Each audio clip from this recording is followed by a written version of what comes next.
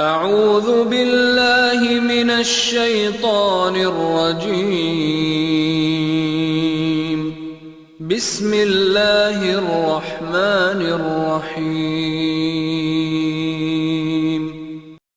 إن تكفروا فإن الله غني عنكم ولا يرضى لعباده الكفر وإن تشكروا يرضه لكم ولا تزر وازرة وزر أخرى ثم إلى ربكم مرجعكم فينبئكم بما كنتم تعملون